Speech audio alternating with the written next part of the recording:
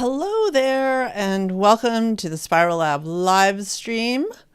It's just me today. Jesse is working on their house, and I think I'm going to go tomorrow and help them paint. I love to paint. And who knows, maybe some of that will make it into a vlog one of these days. Let's see. As usual, I'd love to hear from you in the chat. Let me know who you are and that you're watching. And as the live stream continues, please feel free to drop questions or comments or thoughts or anything at all that you like into the chat. And I will periodically check up and see who's here and what you have to say and respond to that. I see right now that Pia says that they're going to catch it on the replay, which is also another option. These lives become replays immediately after the live stream is over. Speaking of which, I am going to try really hard to keep this live stream within an hour. And yeah, for lots of reasons, but mostly I just need to to tighten things up a little bit in my own life. Hey, Bug is here. Hi, Spiral Nerd. Great to see you.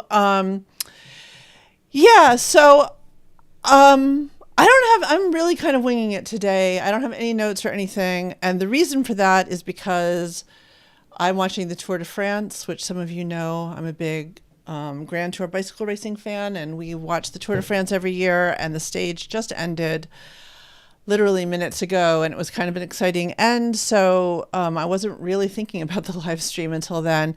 But it did get me thinking about a couple of things that have been coming up for me around the Tour de France. And I'm wondering, I have this idea of, this is going to seem a little spirally, but I think it's all going to come back to our topic for today. I have this idea of a live stream that I want to do that would be reasons or lessons that artists and creatives could learn from from Grand Tour bicycle racing or from the Tour de France.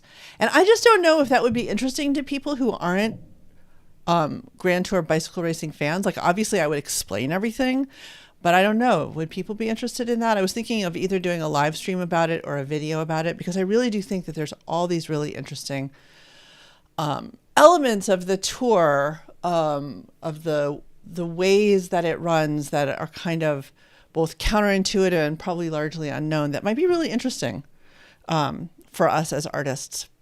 But anyway, let me know in the chat or in the comments below if that would be an interesting video for me to do. But right at the moment, the thought that I've been having about the Tour de France, which I really will bring back around to our topic today, which is how to reframe executive functioning skills as a sort of ritual and contemplative practice. I'm going to bring it back around. But the thing that I've been thinking about as I'm watching the tour, and at the same time I'm doing all this reading about disability and disability theory. And I just read yesterday, while I was watching the tour, I was also reading this article about the sort of history of psychiatric survivors claiming mad liberation, which is a history that I wasn't terribly familiar with, but is super interesting. And I was thinking about how often kind of the psychiatric treatments that are really imposed on psychiatric, survivors, people who become psychiatric, people who suffer from mental illness, often get put into mental institutions and have treatment plans forced on them. And theoretically, it's to alleviate their suffering, right? Because they're suffering so much, and we want to make them stop suffering, supposedly. Again, these cures, these treatments are going to make their lives better. That's the theory, right? And I've been thinking a lot about suffering lately, and how in some contexts, we think that suffering is this terrible thing. And in other contexts, we think of suffering as not a terrible thing. And I'm reading this history of these people who supposedly are being treated for psychiatric illness because they're suffering, and the treatment just ends up causing them more suffering. And I'm watching these elite athletes climbing this enormous mountain in France, and they are like the picture of suffering. And yet the announcers are going on and on about their pain and how deep they have to dig and the quality of their suffering. And it's like this noble thing, right? When it's in service of something that we as a society believe in. And yet I'm not feeling terribly articulate about this, but I think that there's something here about this, about rethinking suffering in general. And that in certain contexts, suffering is something that we can support and endure and provide, a context for. And in other situations, usually when our suffering means that we can't work and be productive under capitalism, then it becomes this terrible, awful thing. So anyway, the way I'm going to bring that back around, well, let me just look at the chat first, and then I really will try to tie it up a little bit. I have to change my glasses. I don't know how I used to do this with just one pair of glasses, but I need a different pair of glasses to look at the chat. Let's see who's else in the house. Callie is hi from Philly. Excited for today's stream. So nice to see you, Callie. I'm so excited to have another Philly person here. Maria's here from Europe. Love Europe. Totally. I guess Pia is here. Great to see you, Pia. Mad Doll says, long time no see. Happy Thursday. So glad you're here. Chris Hit says, hello from Canada. Stoked about today's stream. I hope I'm not going to disappoint you guys. Like I said, I'm a little bit unprepared, but this is something that I can talk endlessly about, and I'm hoping to keep it a little bit tighter than usual. Moira is here. Lovely to be here. Lovely to have you as always, Moira. Spiral Nerd is saying, also thinking about agency, consent, and choice in the midst of suffering and how that changes the experience. Absolutely. Yeah, I do think, I mean, that's not really what I want to talk about today, but it was just so on my mind that I felt like I needed to share it. And I think that I can bring it back around to what I do want to talk about. But I think that there's a whole live stream in there talking about suffering and context and, like you said, agency, consent, and choice. And I know that this is something that Jessie is really interested in. So maybe we will pick that up in a live stream soon. Kelly says, yes, this is such an interesting topic. I'm not sure if you're talking about suffering or the Tour de France or the actual topic of our live stream, which I'm about to get to. But thank you. I appreciate that, Kelly. Izzy Biff says, hi from Montreal. I love that we have such an international audience. Isn't that fantastic? Lydia says, oh, this is such an interesting topic. Hi, Marta. Great to have you, Lydia. Again, I'm sort of all over the place right now, so I'm not even sure what topic you're thinking of. But the topic for today is how to reframe executive functioning skills as ritual and contemplative practice. And I guess the sort of very loose way that I will tie it back to that kind of meandering conversation about suffering at the beginning is that I think that context is everything. And as Bug said, agency, consent, and choice. So context, agency, consent, and choice. That's a great list of ways that we can take something, that we can reframe things. So just as we, I think, can reframe suffering depending on those things, I think also we can reframe so-called executive functioning skills. And that's what I want to talk about today. And as you know, I have quite a critique of executive functioning. I talk about it all the time. Jessie and I have done several live streams just recently, which you should definitely take a look at if you're interested in that critique. sort of at greater length, I'm just going to touch a little bit on my critique of executive functioning as a paradigm, and then explain how that doesn't contradict what I want to talk about today. So, as a paradigm, I have often quipped that executive functioning is really a set of capitalist values masquerading as skills. I've also quipped that executive functioning is another way of saying having a wife, which is all to say that many, if not most, of the skills that are demanded of us under an executive functioning paradigm are really the skills that capitalism requires of us in order to function productively and efficiently in our society. And not only that, but they are skills that for a really long time, many people, especially men, but also some women, were able to outsource either to their wives or to their servants, right? So,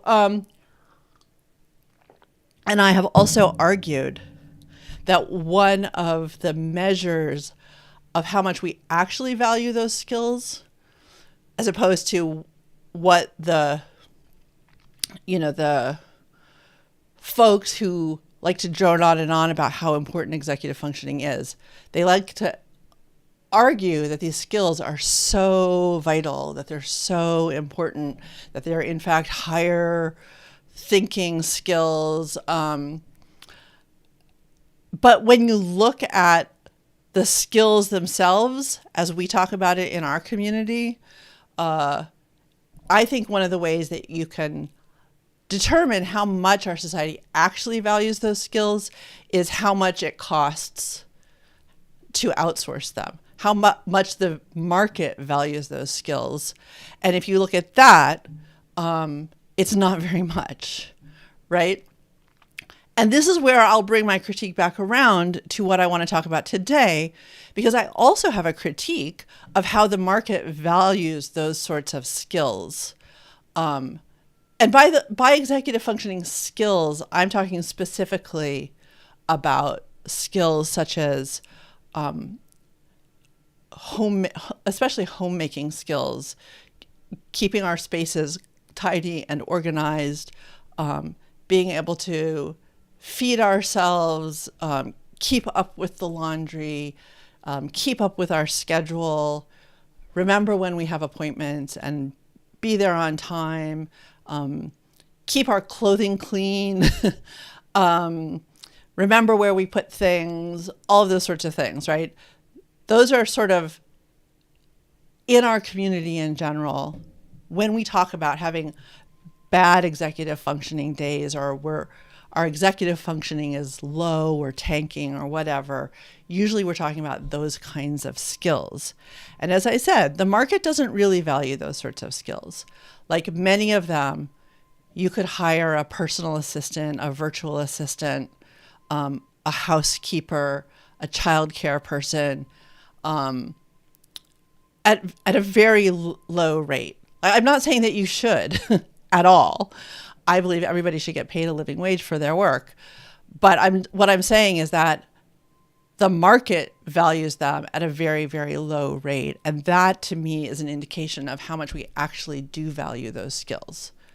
And I think this is one of the things that I think that this whole executive functioning paradigm has kind of taken from us, is like, it's very ironic and it's very counterintuitive and kind of backwards that on the one hand, we're told that these skills are so important and that we really should have them.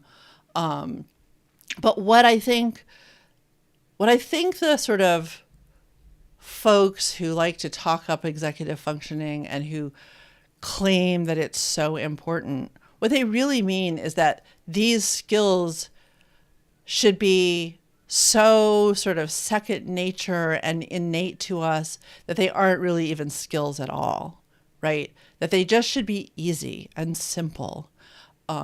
And I think that that's sort of the source of our shame around them, is that they aren't always, and often aren't, easy and simple for us.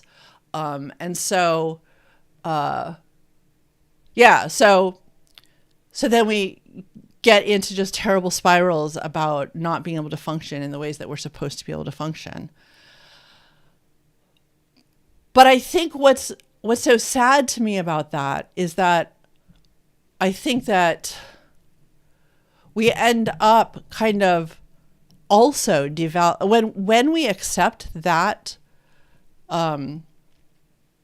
those sorts of demands on ourselves, when we accept that these things should be simple and easy, and that there's therefore something wrong with us because it's not simple and easy for us, we're also kind of accepting the devaluation of those activities, which are, again, traditionally the activities of women and servants, right?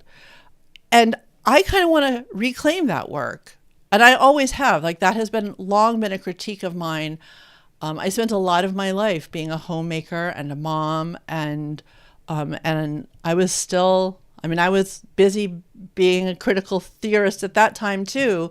And part of my critique of the ways that kind of work was devalued remains. I still think that there's enormous value in a lot of that work, and that we can reclaim it as valuable. And also as, and through reclaiming it as valuable, we can actually participate in executive functioning better. I don't know if that makes sense. I think I'm going to go check the chat for a second to see, because that will help me kind of reboot. Let's see. Let's see. Okay, we're still back at suffering here in the chat, which is fine. I'm just going to read these out loud. Kelly says, like, suffering is seen as good according to Protestant work ethic, but that's maybe different from how Buddhism considers suffering. It's something I think a lot about. Yeah, I definitely don't know that much about how suffering is viewed in other contexts, but I think you're absolutely right that under the Protestant work ethic, suffering is a virtue as long as it leads to productivity and efficiency under capitalism, right? Kelly says, I wonder how to reconsider suffering and maybe consider accepting suffering while not also shaming pleasure-seeking and refuge from suffering. Absolutely, 100%. Those are all great things that I would really like to talk about in a whole live stream about suffering. Let's see. Maria Davis said, I mean, isn't this similar to how women's domestic labor is treated, especially when they raise children and cook for the whole family, like in some conservative traditional families? A woman can come home from work, but the extra labor she does at home for her family is not considered to be work. Yeah, exactly, Maria. You say, oh, okay, you're already talking about this. No worries at all. Like, that's exactly the point, is that I really do believe that I guess what I'm saying is that on the one hand, I have this critique of executive functioning as a paradigm. And I also believe that many of the executive functioning skills that we're supposedly so terrible at aren't necessarily so important, because we can find ways to outsource them so that we can do other things or get support for, or, find ways that other people can help us with them so that we can do other things, rather than just feeling ashamed and going into these sort of shame spirals about them. So on the one hand, I believe all of that is true. On the other hand, I also think that another approach can be to kind of reclaim the importance of some of that work, and to find a way to incorporate it into our lives in ways that can be actually pleasurable, that can actually increase our capacity to be happy, or to be content, or if you want to be productive. I don't think that being productive is the be all end all of life on earth. But I do think that we have to feed ourselves, or somebody has to feed us. And there are some domestic chores that, unless we're pretty wealthy and can tolerate having people in our homes doing that work for us, that we're going to have to take care of, if it matters to us, especially for those of us who are easily overloaded by sensory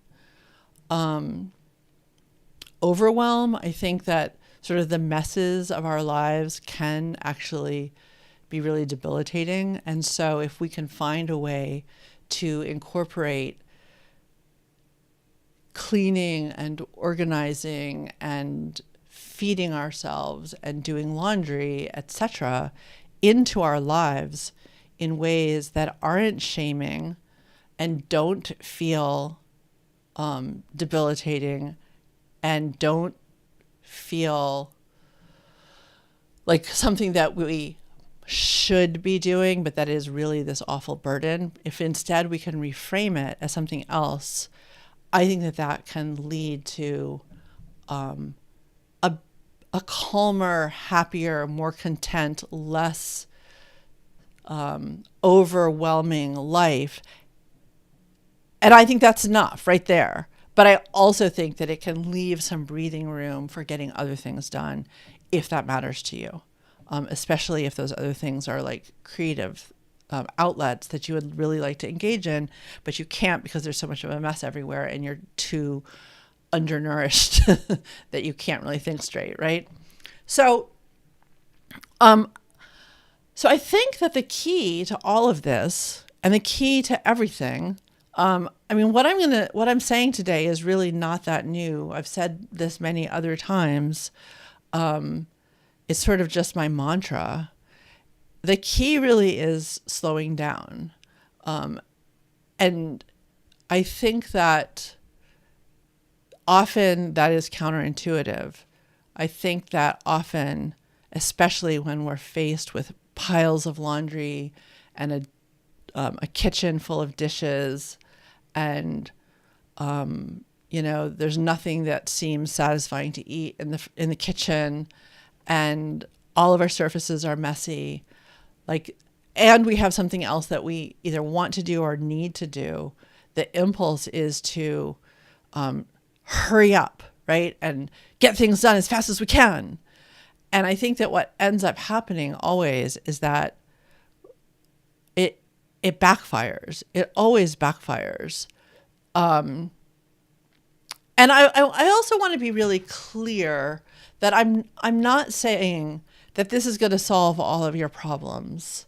I'm not saying that there is a simple solution that if you would just slow down, that all of the issues that you have facing you and all of the so-called executive dysfunction that is getting in the way is going to suddenly, melt away. That's just not how it works.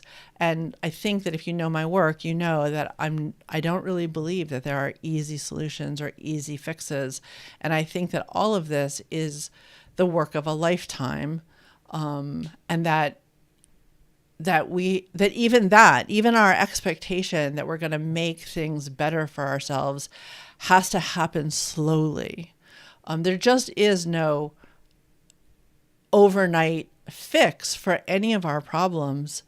But that's also true of the problems that seem urgent and seem like we should rush to fix, because I really think that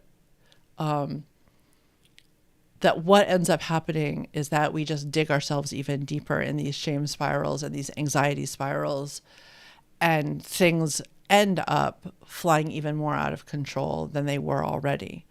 And so I think that, as I said, I think that this is the work of a lifetime. And in that sense, it is a practice. It's not a destination. It's not a once and done kind of thing. It's more like a contemplative practice that can be marked by ritual that can serve the purpose of being soothing in and of itself. So I just want to talk about, the reason that I decided to talk about this today is that I'm really going through it myself. Like I'm having a period of time of very low energy, of a lot of anxiety, a lot of stressors, most of which are not really in my control. And those are the worst kind, right? Because there's very little you can do about it except to sort of accept your situation and get on with it. And I talked about this a little bit in the last live stream that I did, which was 2 weeks ago. I had to take last week off because of all of this. And just in a nutshell, I'm not going to go through it all again, but in a nutshell, there is a big project that I knew I had to do, but I thought that I could do it in the fall. It's a big academic project. And suddenly it turned out that I couldn't do it in the fall and that I had to do it this summer. And the consequences of not doing that have pretty dire financial consequences because of financial aid reasons. Again, I'm not going to go into the whole story. If you want to watch the live stream from 2 weeks ago, it was about how to know when to slow down and when to push through. And ironically, in that live stream, I said, these are the places that I'm going to slow down. And these are all the ways that I'm going to push through. And as it turned out, I was so overly optimistic about all the ways that I was going to push through. And what I've had to do over the course of the 2 weeks since that live stream is just keep paring back. Like, oh, I thought I could push through that, but nope, gonna have to like peel that off. I thought I could push through that, but nope, gonna have to peel that off. And I've been just canceling things left and right, including last week's live stream, including last week's vlog. So in a nutshell, I'm really in it right now. And the thing that's been interesting to me is that as I'm feeling this kind of pressure and also some pretty serious sort of disappointment and frustration that is kind of impacting my mood. Like I'm just grumpy about it all. And usually I can sort of let things roll off my back pretty well, especially because the project that I'm working on that I thought I could work on in the fall is something that I'm super interested in and kind of getting more and more excited about it the deeper I get into it. But still, I'm just feeling this like extreme grumpiness about the fact that this isn't what I wanted to do this summer, damn it. And I keep thinking like, oh, but maybe I can squeeze in the things that I did want to do. And it turns out that I couldn't. And each time I have to cancel yet another thing, it makes me grumpier still. But more importantly, what's been really interesting to me, because I do try to sort of pay attention to these things and notice them, is that in the midst of this sort of overwhelm and stress and like sky high anxiety, my executive functioning skills, so-called executive functioning skills, have just tanked in ways that I haven't seen in a long, long time. Like I don't really think of myself as somebody who suffers much from what we traditionally think of as executive dysfunction. Like I keep a schedule, I show up on time to things that when I say I'm going to, I don't forget appointments. I respond to DMs and emails and comments pretty rapidly. I keep my house relatively clean. I stay on top of the laundry. Like I just generally don't have executive dysfunction anymore. Like it feels kind of like a miracle that my life is so different than it used to be in that regard. And yet, clearly it's a function of anxiety and stress, because all of those things have just tanked for me in the last couple of weeks, which is, I guess, probably also part of my grumpiness, because it doesn't feel good. And I think in the past, what I would have done is I would have said, oh, well, I guess even though we can't afford it, we're just going to eat takeout all the time. And oh, well, I guess we just won't have any clean laundry. And oh, well, I guess the kitchen is just going to get really gross again. And not that there's anything wrong. Like, there have definitely been times in my life where housekeeping I've just let it go because it wasn't enough of a priority and I had other things that I was doing that mattered way more to me. And I think that that is 100% a legitimate choice that you should absolutely feel free to make without any shame at all. But in this particular situation, for me, what I knew is that I was already feeling overwhelmed. I was already on just like sensory overload. I wasn't sleeping very well, which is always like, that's just my kryptonite. If I don't get enough sleep, then everything is harder. And especially when I'm not I don't have enough sleep, like nutrition becomes really important. Staying hydrated becomes really important. And having at least a little semblance of loveliness around me feels pretty important. So I had to make a choice to not abandon those tasks, even in the midst of abandoning all. I had to abandon other things, actually. I had to abandon creative projects, but I decided to slow down in regard to the executive functioning skills, and especially I want to talk about laundry and baking and a little bit about cleaning, because especially cleaning the kitchen, these three things, laundry, cleaning my kitchen, and more recently baking, I have taken on in a way that feels almost like ritual. It feels almost like a contemplative practice. Like, those are, like, there's some people, go to the temple and pray. Some people, I don't know what, do yoga, have various rituals, right, that look more like sort of spiritual practices in commonly understood terms. For lots of reasons, those aren't practices that I have in my life pretty much ever, but certainly not more recently. Like, my spiritual practices don't look like traditional spiritual practices. But these three things, doing laundry, cleaning my kitchen, and more baking, have sort of taken that place, from a place of slowness and contemplation and pleasure, especially pleasure. They have sort of become rituals in my life that I'm really loath to give up just because I'm in a crunch. And that I actually think that if I were to give them up, it would be counterproductive. Like, it would have the opposite effect. It wouldn't provide me more time. It wouldn't provide me more energy. It wouldn't give me more resilience or capacity to push through this academic project that I have to push through. It wouldn't make me less grumpy. It wouldn't make me less overwhelmed to give those things up, because they really have become sort of a kind of contemplative practice that really has meaning for me in my life now. I don't know if that seems weird. It may seem really weird to some people. But homemaking,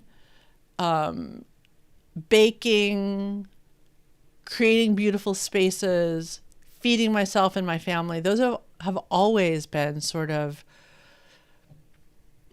practices that have taken on a spiritual dimension for me. And I don't think that I'm alone in that. I think that there is actually a long tradition of there's a little booklet by a writer that I really like. And I've talked about this before, I don't think on the live stream so much, but I talked about it in a workshop I did in DDS by this writer named Kathleen Norris. And she wrote a book called Laundry, Liturgy, and Women's Work. And she's talking about all of this stuff, sort of reclaiming slowness, reclaiming the kind of repetitive nature of housework. I mean, I guess in that way, like it's precisely the fact that it never ends that kind of gives it the rhythm and the ritual of a spiritual practice. Like we can resist it. We can resist the fact that the laundry is never done. Like literally you can get completely caught up with the laundry, and then that night when you take your clothes off and put them in the laundry basket, there's more laundry to do, right? And the same with feeding ourselves. Like it's just a daily thing that we have to do on a daily basis, or somebody has to do for us, if we're going to survive, and the cleaning up after and all of those things. I think that the dailiness of it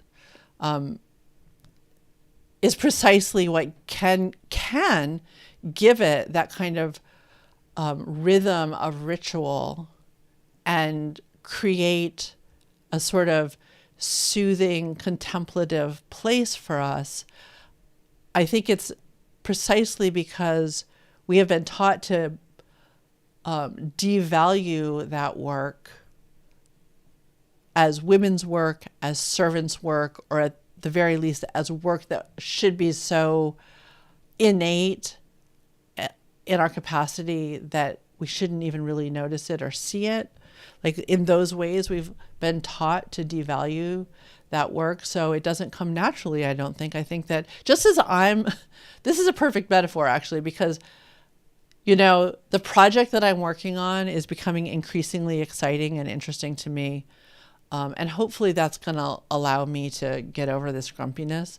But I have just, even as I'm getting deeper into the project and it's becoming more interesting and I'm enjoying it more and more, even so, I'm just resisting letting go of my grumpiness about the fact that I have to do it now and that I can't put it off until later.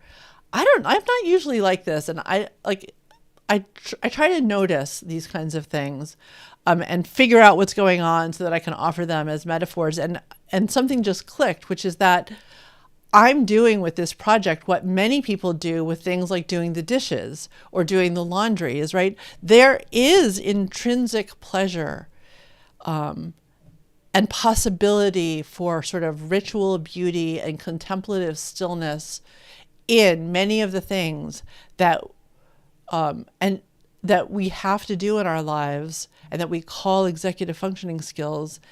And yet we resist it. Even if we know that there's the potential for pleasure and rest and calm and rejuvenation in those practices, if we can incorporate them more as ritual and practice, we still resist it, right? Like, what is the source of that resistance? I think that it's that resistance that we have to somehow give ourselves over to, like surrender to the just bare fact of our like bodily humanity.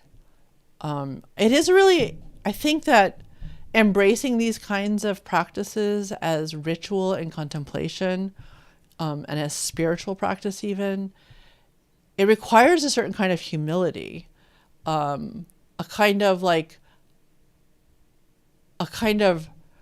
forced merging of the mind-body split that is so ubiquitous in Western culture. Like our bodies have needs.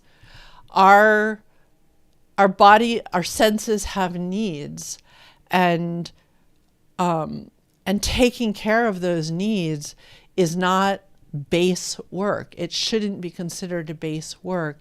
It is just like, I don't want to valorize it either. I just want to sort of look at it as neutral. Like, but it isn't something that we should want to like foist off all the time. Again, I think that there are times in our lives when we can and should foist that work off or just ignore it altogether. I think that there are certain kinds of other work that some people do in the world that matters so much, and that is really important work in the world, and that you can't really do and also run a household. Like, I think also acknowledging that is true, and I've always encouraged people who can to outsource this work if it's interfering with other work that matters to you. Like, this is very much of a both and thing. I'm not critiquing anybody at all for how you have managed to figure these things out. I just want to say that again. I want to emphasize that again, that I am not critiquing anybody for how you have managed to figure this out. If the way that you have figured this out is to hire a house cleaner and to get takeout every night, brilliant. If that's something that you can afford to do and that feels right to you, beautiful. If you have figured it out in that the mess just doesn't bother you and you really like eating chicken nuggets and Kraft macaroni and cheese, which, by the way, both of which I like and eat, so I'm not being critical at all or snide or snarky or anything. Fantastic. That's fantastic. If, however, you can't or don't want to outsource those things, and you need to have them done, and you have the sort of physical capacities to do them, it may still be that you're too disabled to take care of those things on your own. There is no shame in that. It's entirely appropriate to rely on other people, to depend on other people. I don't believe that dependence is a bad thing either. I'm just talking very specifically about people who can, who maybe can take on some of these chores and want to take on some of these tasks, chores. Like, there's so many words that we use to talk about them, but can only imagine that they are onerous tasks that they're just really bad at, and therefore are either have abandoned the effort or are resisting reframing it in a different way. For that set of people, if that is you, and it's definitely me, and sorry, I'm getting ahead of myself.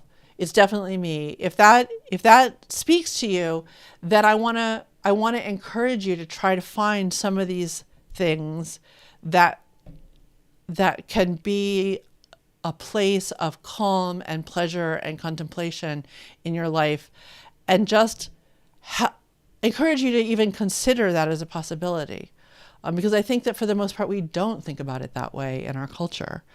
And I do want to say that I don't think that it's possible to have every single executive functioning task that we are meant to be good at all the time. I don't think it's possible to turn every one of those every day into a ritual or contemplative practice. It's not about that. I think that it's good to start small. I'm going to look at the chat because I think that there's been, in the corner of my eye, I'm noticing the chat moving. I'm going to also check the time. Okay, so we have about 15 more minutes. And then I'm going to just share really briefly a little bit of how these practices have emerged for me as ritual and contemplative practice. And what I want to say about that is that I think, to the extent that pleasure is something that's accessible to you and something that you can embrace in a positive way, that starting with pleasure is always going to be the way that you're going to actually be able to incorporate some of these things into your life, as opposed to starting from this voice of should, you should do this, you should do that. That's, I think, never going to be the place that you're going to be able to start incorporating these things into your life. I think that it's almost always going to arise from a place of pleasure. And I'm going to talk about that in just a second. But first, I want to look at the chat. Let's see.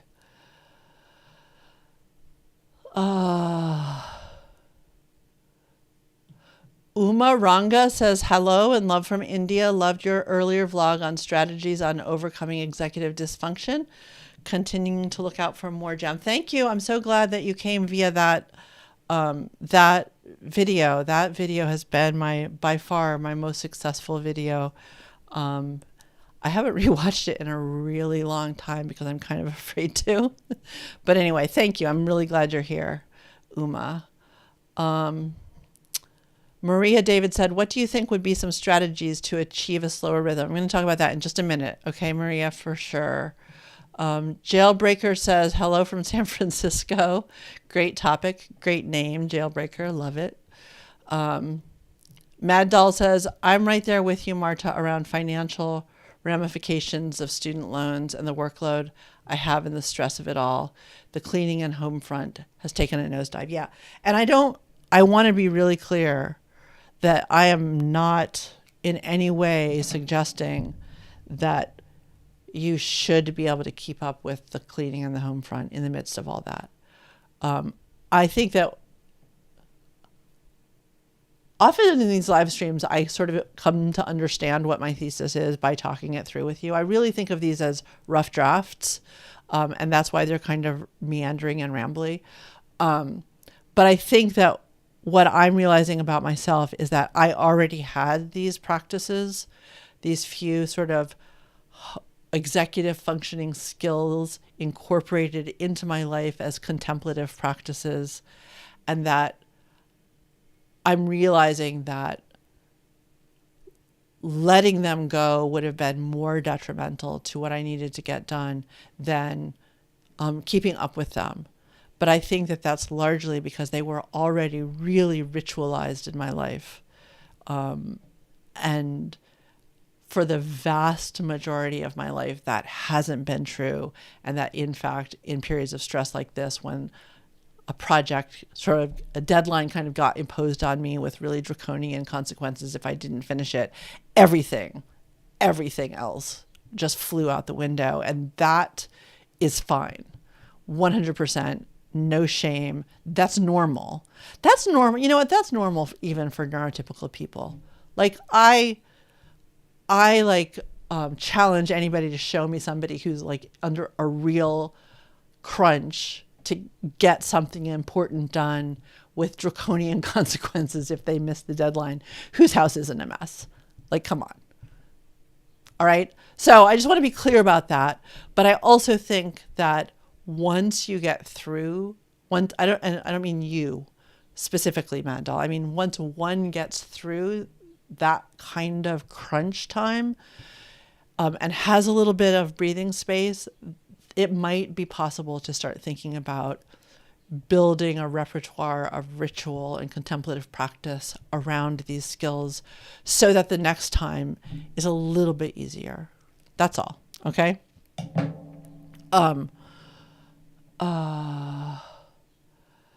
Callie says, what you're saying about turning these formally daunting tasks, chores into rituals of care really resonates with me. This reframing has really helped me with the tasks I've struggled with most. I'm so glad to hear that, Callie, and would love to hear more from you about like what that looks like. Like I think that one of the things that I'm really good at is talking about things on a sort of big theoretical level. And I often fail to like get really nitty gritty into the details of what it actually looks like. So I'd love to hear more.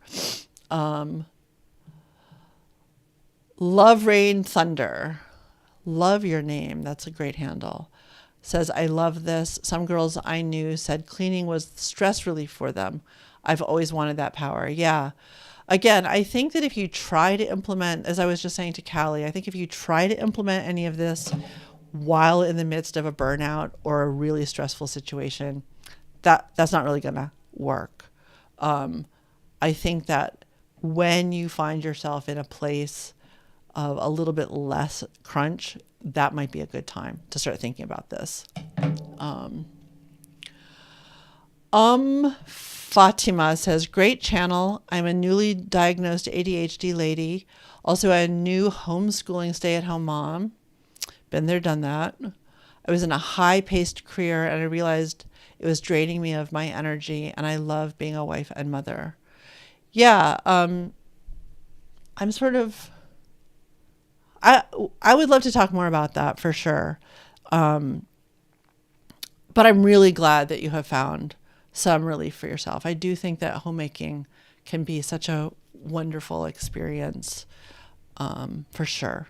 And I think that it's sort of at the heart of what I'm talking about is my own experience of homemaking and the ways that I loved it in many ways. Caroline says, I think maybe some of the resistance for me, at least, is due to isolation. I don't always want to do this stuff alone. If it was group work, it may be more of a flow. That could definitely be true. I think that a lot sort of depends on our personalities and our temperaments. I think that for a lot of people, isolation is a real issue for sure. Fatima says, look into the Fly Lady method. It is so ADHD friendly. Yeah, I haven't, I used to not really follow Fly Lady, but like knew about her and her theory that you needed to put your shoes on and clean your sink every day. And also, I think what I took from Fly Lady was the notion that clear surfaces are just so soothing. And that if you can just clear your surfaces, that can be really helpful. But that was like decades ago. She must be getting really old. Pre-YouTube, I think I was following a little bit about Fly Lady. But yeah, I would, from what I knew then, I would second that for sure. Callie says, this approach of reframing things that we want to do but feel so much resistance towards and shame about as acts of care also applies for other areas of my life besides chores and such. Yeah, I'd love to hear more about that, Callie. But I do think that like so much of making our lives feel better is about disrupting shame and then reframing stuff, just reframing everything. Joe says, hi from Inland Empire, California. I came in late to live stream, but happy to be here. Very happy to have you here, Joe. And Adina says, starting with pleasure, almost always a good thing, which is, thank you, Adina. Almost always getting me back on track. Yeah, I just will say that the isolation thing is significant and serious, and that having community and having support, even if you are like me, just like intrinsically sort of a contemplative hermit, intensely introverted, those are important things. And Adina, who just made that last comment about starting with pleasure, is a member of Divergent Design Studios, who has been a super great friend to me and support through this time. And I just will 100% say that yes, isolation is hard, and that having people and having a community and having peer support is magical and transformative. And I think I want to talk a little bit about that in a live stream soon. I don't think I've ever done a live stream about peer support, but it is really at the heart of everything else. Like it is all of the things that I talk about, design thinking and disrupting shame and spiral time and executive functioning and all of those things, like all of those components of sort of my work assume peer support as kind of the foundation and the umbrella, as sort of the container that makes any of it work. And I guess that this would be a good time for me to put in a plug for Divergent Design Studios, which is the community that Adina and I and Callie and Bug, and I'm sure I'm going to miss people. A bunch of people here in this chat are members of, and we have multiple peer support groups both general ones and very specific ones around special interests like writing and somatic healing and interior and garden design and small business. Like there's just all kinds of peer support happening, as well as body doubling sessions that happen almost every day on Zoom. And I don't know if any of you want to just put a few things in the comments about what peer support has meant to you in the context of trying to disrupt shame and reframe things like executive functioning skills as care and pleasure and ritual and contemplative practice. That would be great. Love to see that. But yeah, so if you're interested in joining Divergent Design Studios, there should be information in the description box below about how to do that. So now I really do want to finish this in the next few minutes. I just want to talk about starting from pleasure.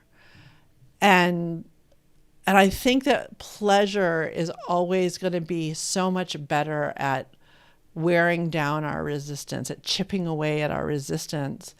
For most of us, I do want to acknowledge, somebody raised this once in a peer support group in DDS, that pleasure isn't something that is always accessible as a positive thing that is easy to embrace for everybody. And I think a lot has to do with, it could be a function of your culture, the culture of the society you come from, or the culture of your family. It could be a function of traumatic experiences you've had in your life. It could be a function of sort of the theology that you were raised with. There's lots of reasons that I think that we find pleasure, that many people experience pleasure as a dangerous thing, as a shameful thing, in fact. So I just want to acknowledge that pleasure isn't always something that is immediately accessible to everybody. But to the extent that it is, or to the extent that you want to sort of break down those barriers to pleasure, I think that it's always a good place to start when trying to reframe chores and executive functioning type skills as ritual and contemplative practice. And for me, the two biggest areas that I feel like I really do have kind of almost a spiritual practice or a contemplative practice around homemaking chores are in the kitchen, cleaning up, and in terms of laundry. So I just want to talk really briefly about the pleasures that I have found in those two things. Laundry is something that I have actually loved for a very long time. And people think that I'm kind of really weird or like very like off grid or homesteady or something like that because I don't have a dryer and I, excuse me, sorry. And I hang my laundry to dry. And it may be that that's weird. I don't know. But it's been true. Aside from about 2 years after my divorce, when I lived in an apartment and had access to a dryer, I haven't had a dryer for decades, and I've always hung my laundry. And I just find that the rhythm of taking a piece of laundry out of the washing machine and walking it to the line and hanging it, my washing machine, I'm literally looking at it. And if you go watch one of my vlogs where I take you on a tour of my house, you'll see that my washing machine is in a closet in this room. And then right outside the door, I have a laundry line in the stairwell of my hallway upstairs. So I literally do this sort of like take a piece of laundry out, walk it into the hallway, hang it up, come back, so that it has this very sort of nice rhythm to it. And there's a lot of sensory pleasure in creating kind of order out of chaos, which is something that I find pleasant. And the just sort of pacing back and forth It definitely has a kind of ritual quality to it. And it doesn't really take me very much time at all to do it. And then what I find is that it actually saves time because I just fold the clothes as I take them down from the line and then put them where they have to go, as opposed to what I used to do with the dryer is just pull everything out of the dryer into a laundry basket and then just live out of the laundry basket, and things never got folded and put away. So I actually think that it saves me time to not have a dryer. But mostly it's just sort of the ritual of it. And I will say that the place where I haven't gotten on top of my so-called executive dysfunction with the laundry is that I often have to run, especially in the heat of summer, I often have to run a load of laundry 3 times before I actually get it hung up. Like, it doesn't matter so much in the winter where it's not hot, but often like the laundry is starting to smell and mildew. And so I have to run it again before I actually get it hung up.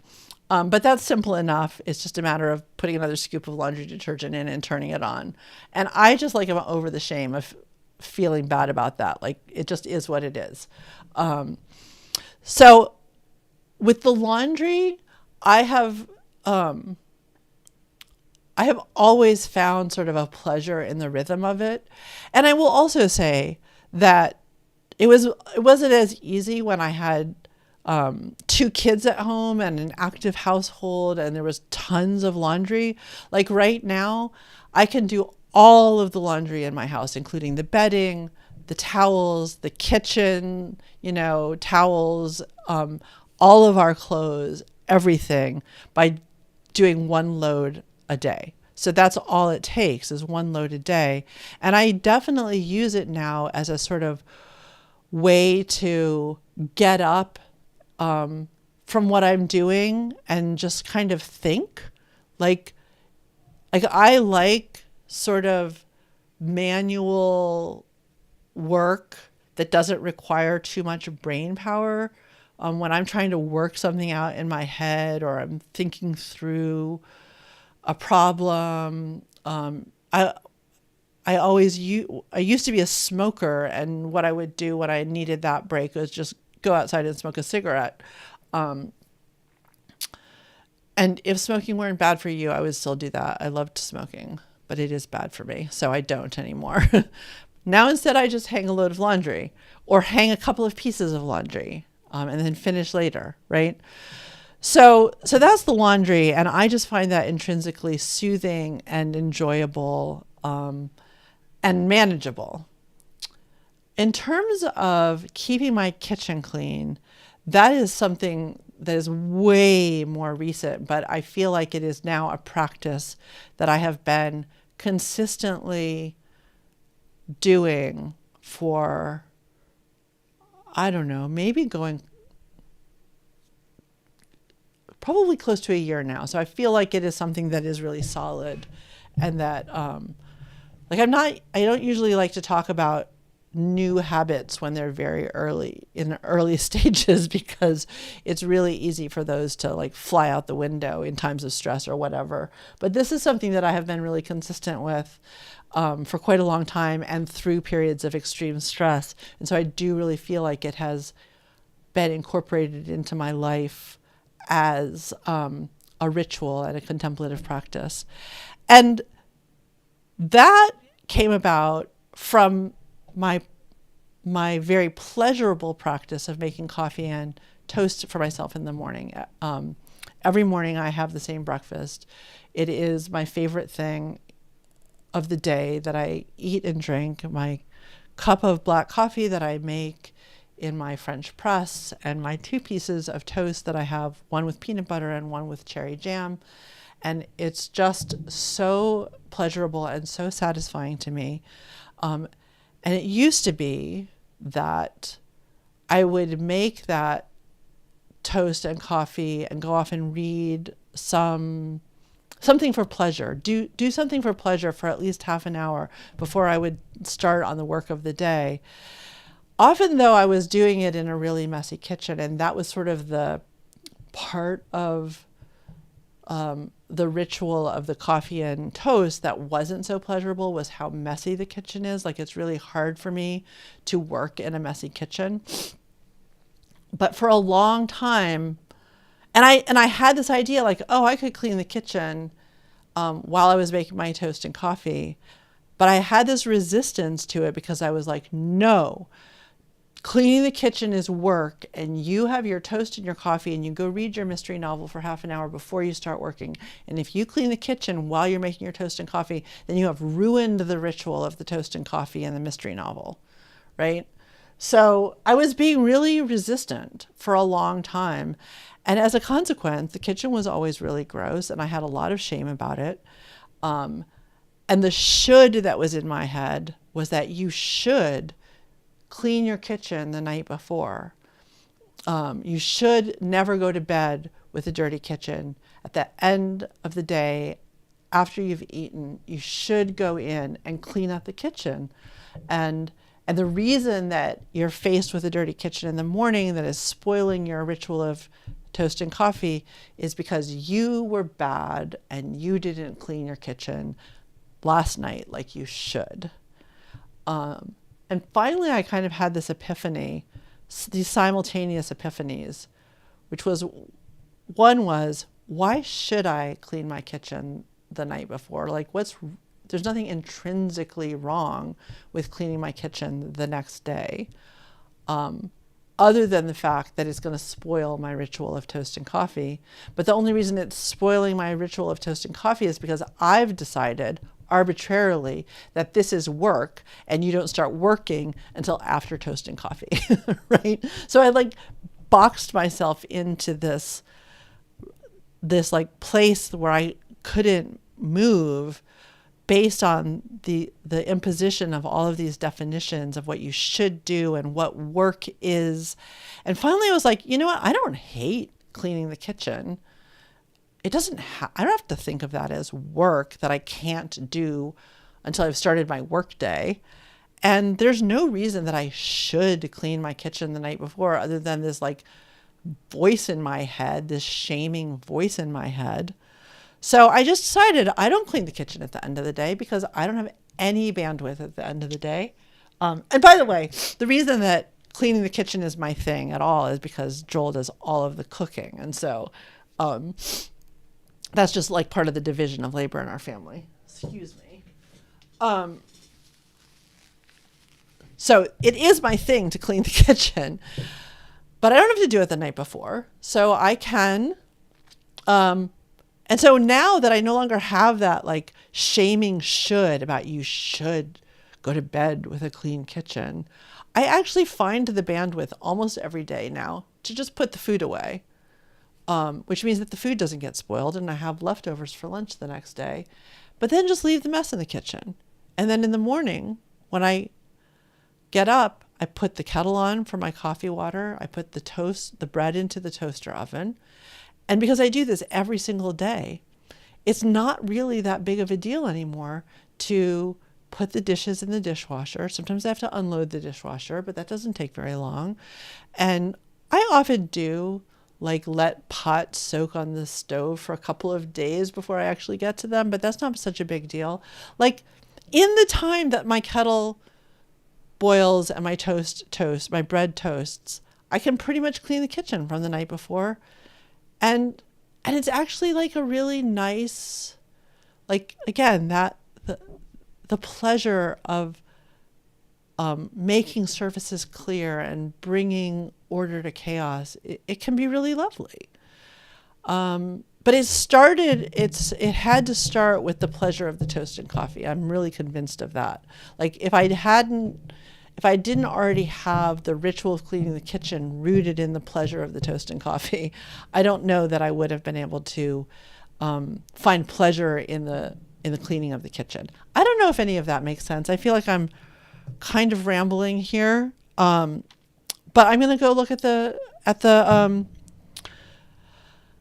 chat. And as always, I said that I was going to be done in an hour, and I'm not. But oh well, there you have it. Right. All right. Let me look at the chat and see what people are saying. Let's see. Spiral Nerd says, something I jotted down in my notebook yesterday because it resonated and felt helpful to me, but I can't for the life of me remember where I heard it or read it, was tangible acts of nurturance. Yeah, I love that.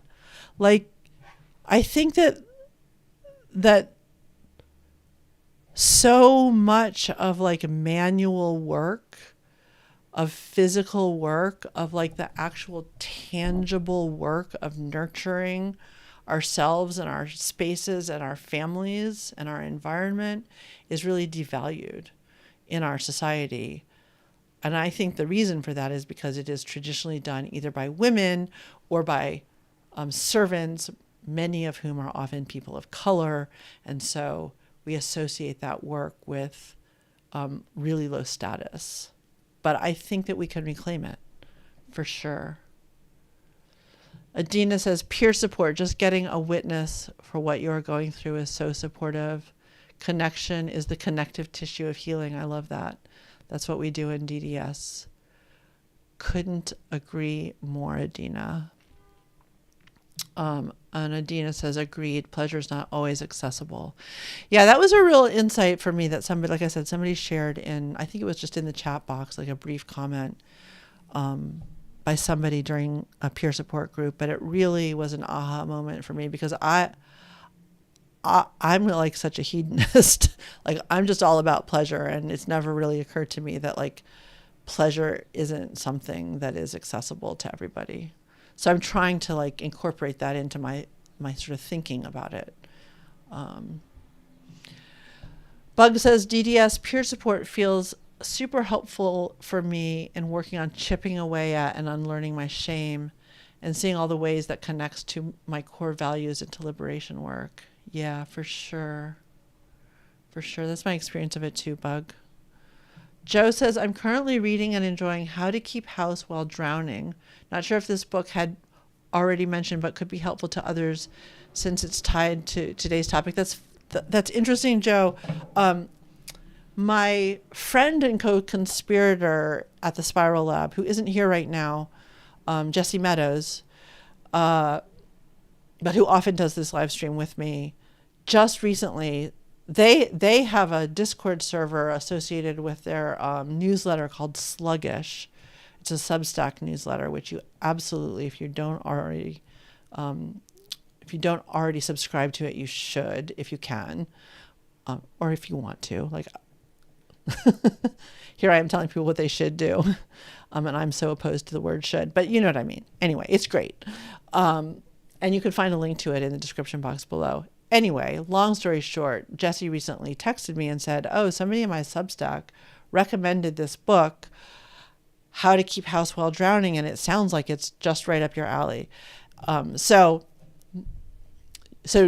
now I have another reason to get that book, which I will do as soon as this paper is done, this academic project is done at the end of July. Like, I'm going to feel so free in August. It's going to be unbelievable.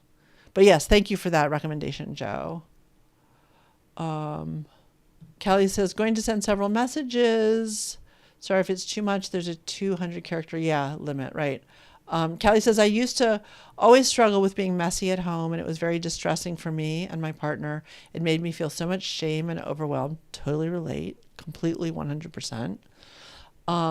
I first had to practice unlearning shoulds and disrupting the shame of not being clean, organized like I'm supposed to, and practice self-acceptance and compassion around this.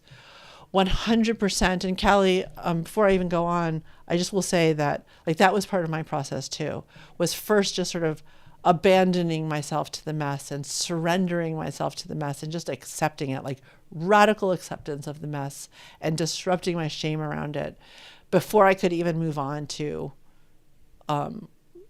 practices of keeping up with it, which is, I think, maybe where you're going. Kelly says, it honestly wasn't until the pandemic and being home all the time that I started to understand the relationship between my well-being and the cleanliness of my home space. Basically, you're writing my story, Kelly. I started to see my home as a sanctuary and housework chores as nourishing for me rather than as a burden. I still struggle with it sometimes, but there's no shame in that. Amen. Right now I'm struggling with wanting to go to school, but feeling so much shame and overwhelm and paralysis around completing schoolwork. So similarly with housework chore stuff, I'm trying to practice disrupting shame and trying to reframe schoolwork as being a form of self-care because I really want to become a therapist. Oh, wow. That is exactly right. Like that, going from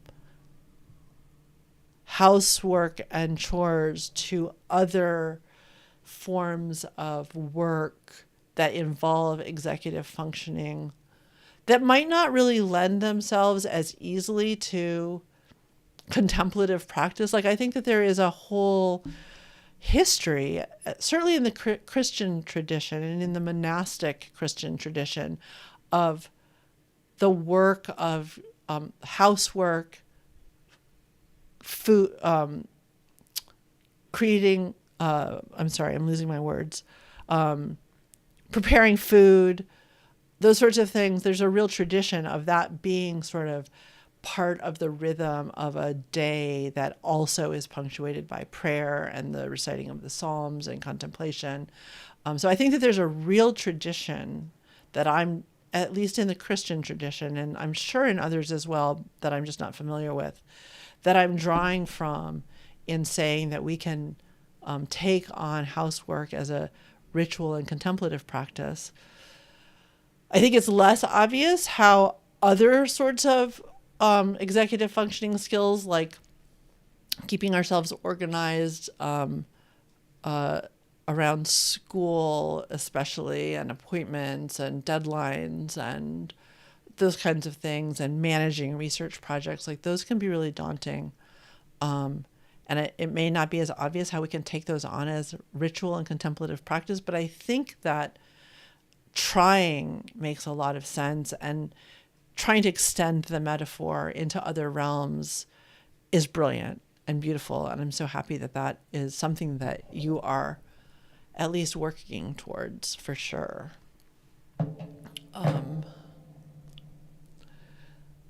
Spiral says, or just a few pieces of laundry resonates, right? Yeah, like I don't always unload the whole load of laundry at one go. Sometimes it's like a whole session of getting work done at my desk, which may be, say, we call body doubling studio time in DDS. Like a 2-hour studio time may involve me getting up multiple times throughout that session to hang a few pieces of laundry. And sometimes, like I said, it often takes me 3 goes to get one load of laundry washed and hung. And sometimes I get some of it out and then the rest of it like molders overnight and I end up washing it. Sometimes, I'll throw a few new things in. But absolutely. I love that even doing a very small task that takes maybe 30 seconds can generate more sensory pleasure, calm, and a sense of accomplishment for sure. And those feelings can often spark a desire to do more. Exactly. Joe says, I'm in DDS, but haven't been to peer support yet. Still, I have to say the message boards part have many meaningful, insightful convos there. Definitely recommend DDS to anybody thinking about joining. Oh, thank you, Joe. And I do hope that that you'll be able to make it to a peer support group, because I really do think that that's the heart of it. Although you're right, the sort of the vibe, the culture resonates all throughout. Caroline says, it was nice to hear about your morning rituals. I've been trying to move a lot of my daily work into rituals, and it was nice to hear your specific experience. I'd love to hear other people's rituals.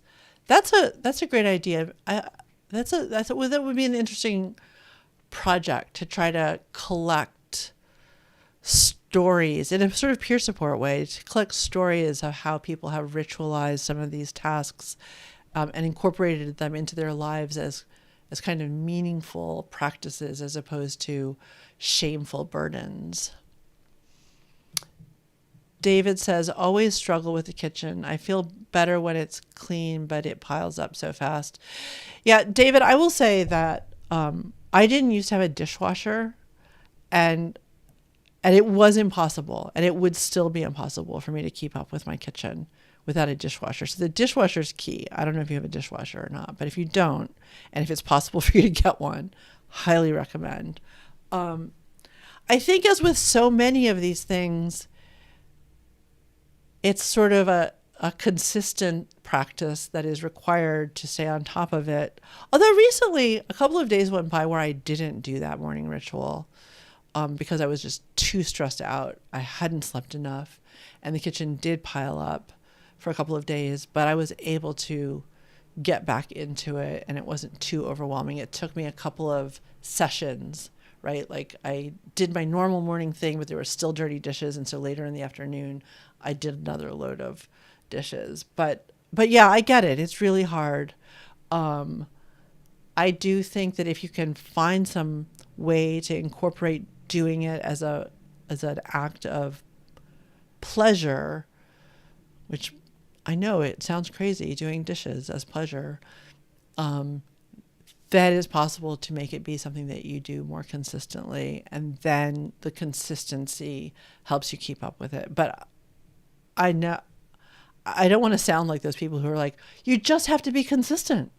You just have to do it every day. It's really easy. Like, I know it's not easy. I just want to be really clear about that.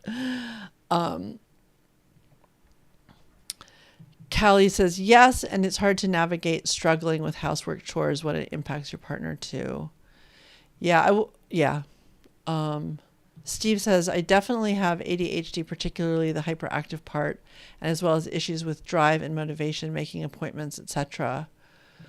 But I am organized. I am also extremely tidy and keep my space really well organized. I'm trying to figure out why this may be the case. I have been like this since I was a kid and feel like I learned how to mask and compensate for difficulties from a young age, and this might be one of those traits I developed. Any thoughts are welcome. You know, that's interesting, Steve, because my son also has an ADHD diagnosis, and I do realize that I'm going over time, but there you have it. It just is what it is, right? If anybody's still here listening. And as a kid, he really struggled to keep up with messes, but was also super frustrated with the messes in his space. And I think that for whatever reason, I don't know why, but he has developed a deep understanding or knowledge of himself that he really thrives in a not messy space. And so his space is like one of the cleanest and nicest spaces in our house. And he just really consistently keeps up. Like sort of totally against the stereotype of ADHD, because it matters to him. It's interesting because my daughter, who is neurodivergent, but so-called executive functioning skills are not her problem at all. In fact, she kind of goes overboard in the other direction, and she would acknowledge that herself. I'm not saying anything that she wouldn't agree with. That sometimes she cares too much about, order and organization, but she's not a visual person at all, and mess doesn't bother her that much. And so her space is actually kind of messier in a sort of aesthetic sense than my son's is. I just think that the stereotypes just aren't always true, and that it could be that that practice of keeping your space tidy and organized began as a masking strategy, but if it works, and if it actually brings you pleasure and makes your life easier, then I would say that it's not really so much like the original motivation might have been to mask for other people, but through that you discovered that actually this is how you prefer to live, and now you also have the skills to do that. So congratulations, that's wonderful. I had the opposite. I had no skills at all, just a desire to not have chaos everywhere. And it took me years and years and years to figure out how to match up my desire for a lack of chaos with my actual skills to implement that. And as I always like to say, my version of not chaos would look like chaos to lots and lots of people. It's what works for me. All right, I'm going to get through the rest of these comments. Callie says, yes, love the idea of compiling rituals, hearing about other people's rituals. Definitely, I'm going to put that. One of the things that I have learned to do is to park something in the future instead of just like running with it right now. When I get a new idea that I'm excited about, in the past, I would just sort of impulsively run with it immediately. And sometimes that's the right thing to do, but right now it is so not the right thing to do. But instead, I'm going to metaphorically park it in August and think about it then, for sure. Callie says, dishwashers make such a difference, particularly because they help keep the counter and sinks free from clutter, which makes me feel less overwhelmed. Exactly. 100%. Vicious Hummingbird says, I am ADHD and have made cleaning into a Zen type ritual that calms me. Beautiful. That is exactly what I'm talking about. My partner, on the other hand, leaves a mess everywhere he goes in our home, and I'm tired, overwhelmed, and sad, depressed. Oh yeah, that can be really hard. And I will say that I have a partner who is also neurodivergent, and he's not super messy at all, but he doesn't care. Like he doesn't have sensory needs. He doesn't care about the mess. When things are lovely, he does notice and likes it, but it doesn't sap him or deplete him in any way to have things be chaotic or messy. And he's more messy than I am, I would say. Or I wouldn't even say he's more messy than I am. He is less likely to notice a mess and then clean it up because it bothers him, because it doesn't bother him. So, and sometimes in the past that has created some tension for me. But what I have come to realize is that because it doesn't really matter to him, and because his bandwidth and energy is focused on other really important things, and because he's also disabled in other ways, I have just decided, like made that decision. And this goes back to what Bug was saying at the beginning, that consent and choice and agency are so important in this. I have actively chosen to take that on for myself rather than like should him or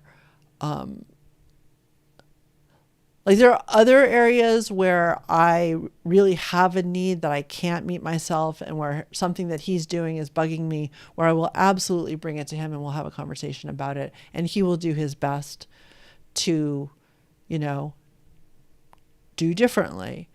But in this situation, I have made the active choice that this is something that matters to me and not to him. And I'm pretty sure, knowing what I know about his neurodivergence and sort of patterns in neurodivergent lives and the role of shame in neurodivergent lives, that if I like harass him or even just like gently encourage him to take on those things, that it probably isn't going to work. It probably isn't going to he's probably not going to be able to change his behavior around this without enormous effort on his part, enormous bandwidth on his part, that would be debilitating to him in ways that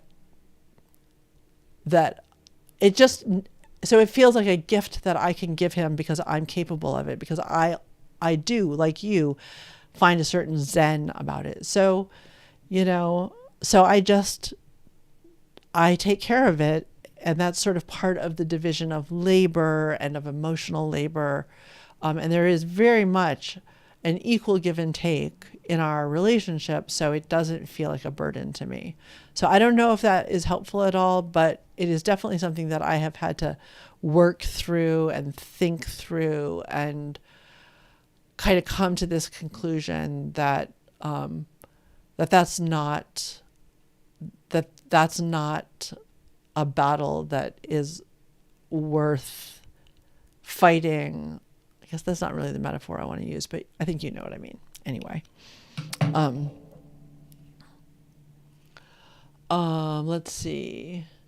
Steve says, yeah, that's it exactly. I'm hyper tidy. I feel awful in an untidy environment. Yeah.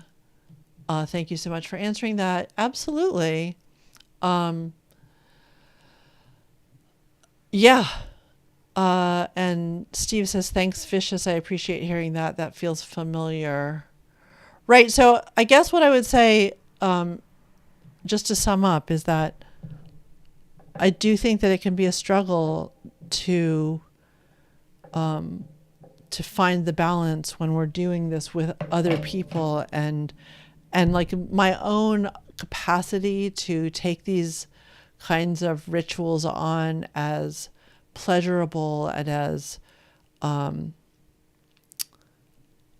ritual and as contemplative practice are also a factor of the context of my life, which is that I'm not actively parenting in the sort of day-to-day kind of way that I was when I had smaller children. And I do have other work that is really satisfying to me. And so, I don't know, there's a lot about the context of my life as a basically empty nester that reduces the amount of work that's involved and makes it easier for me. And so I guess to sum that up is just that the context matters. The context of your life matters, and nothing that I've said here, I hope, will make anybody feel ashamed of anything in their lives, or like they should be doing something differently, or that there's any kind of critique of how you're handling your life. There's not at all. Like, the context of everybody's life is different. But to the extent that you can find some kind of pleasure and calm in these chores, as opposed to thinking of them as sort of burdens, overwhelming burdens that you resist, to the extent that that's accessible to you, I really encourage you to try to do that. All right. Vicious Hummingbird. Thank you for asking the question. And I think that that's actually a really good point. And maybe actually a topic for a live stream is like how to live with other people. I mean, whether it's a neurodivergent person and a neurotypical person, or two neurodivergent people who are neurodivergent in different ways, like, it's just, I think that, like, we're a household of multiply disabled people in all kinds of ways. And so one of the things that's been really helpful for us is to just sort of acknowledge that, wow, we're just all really disabled in lots of different ways. And so we just have to be gentle with each other, and that we have to have open communication and put up with stuff sometimes. I think that that's just part of, like, being disabled in the world, right? So, all right. And I love all of you, and thank you for being here. And maybe one day I'm going to learn how to do a shorter live stream. I don't know. I thought this one was going to be short, but there you have it. Anyway, thank you so much. Hopefully there's going to be a vlog next week. Almost certainly there's going to be a live stream next week. And in the meantime, I'm sure I'll see many of you in DDS. All right. Take care, everybody. Bye.